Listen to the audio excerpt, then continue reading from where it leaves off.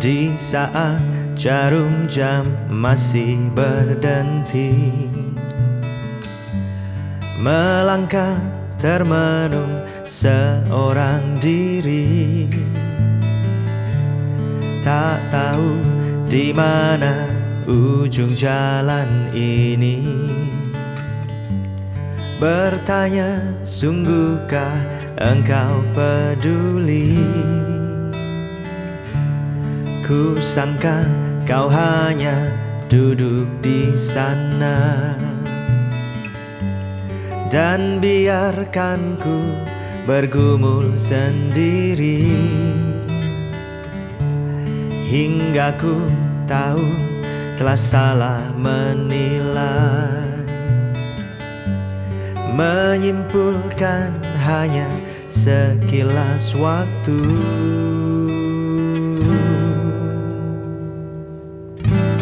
Ternyata ku tak pernah sendiri,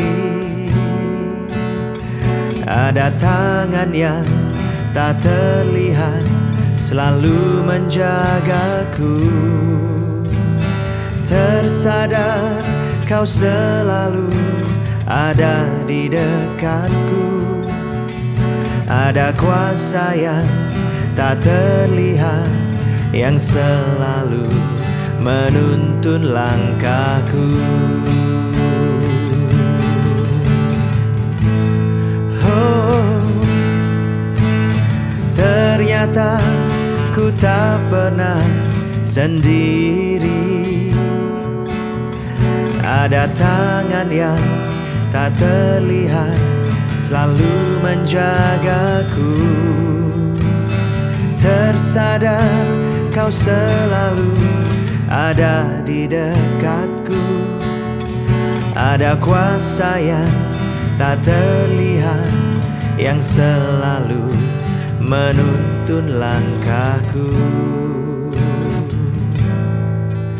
Ada kuasa yang tak terlihat yang selalu menuntun langkahku. Amin. Kita percaya ada firman Tuhan dan kuasa Tuhan yang menuntun hidup kita setiap hari. Bagaimana kita harus berkata-kata, mengambil keputusan, bergaul, bertingkah laku, dan yang lain sebagainya. Dan Amsal pasal 13 ayat 2-6 yang nanti akan kita baca juga adalah semacam pagar yang tidak terlihat yang melindungi kita, semacam kuasa yang gak kelihatan yang bisa mengarahkan kita berjalan dengan benar. Saudara, firman Tuhan berkata begini, dari buah mulutnya seseorang akan makan yang baik, tetapi nafsu seorang pengkhianat ialah melakukan kelaliman. Siapa menjaga mulutnya memelihara nyawanya, siapa yang lebar bibir akan ditimpa kebinasaan. Hati si pemalas penuh keinginan tetapi sia-sia, sedangkan hati orang rajin diberi kelimpahan. Orang benar benci kepada dusta, tetapi orang fasik memalukan dan memburukan diri. Kebenaran menjaga orang yang saleh jalannya, tetapi kefasikan mencelakakan orang berdosa. Uang itu baik atau buruk? Ya, tergantung bagaimana kita menggunakannya. Kalau kita menggunakan dengan baik, ya uang mendatangkan kebaikan buat kita. Tapi kalau kita gunakan dengan salah, ya mencelakai kita. Demikian pula jabatan, kalau kita gunakan dengan baik memberkati kita, tapi kalau kita gunakan dengan cara yang salah bisa mencelakakan kita. Demikian pula mulut. Ya, orang diberi mulut oleh Tuhan untuk berkata-kata dengan benar.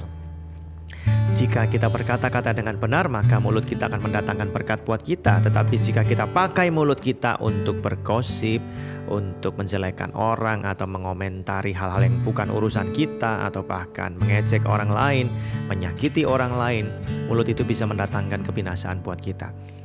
Mari kita gunakan mulut kita untuk berkata-kata dengan benar, secukupnya, untuk memuliakan nama Tuhan. Ada banyak orang yang banyak bicara tapi sedikit bekerja. Itu gak mendatangkan apa-apa dalam hidupnya. Lebih bagus sedikit berbicara, banyak bekerja. Datangkan kualitas yang baik, kualitas pekerjaan yang baik, maka kata-kata kita yang mungkin secukupnya itu akan jadi berkat buat kita dan jadi berkat buat orang-orang yang mendengarnya. Buktikan dengan tindakan-tindakan yang baik, awali dengan kata-kata yang mendatangkan berkat buat orang lain. Dan kalau kita gunakan mulut kita dengan bijaksana, mulut kita akan mendatangkan berkat buat kita dan orang-orang yang mendengarnya. Tuhan memberkati.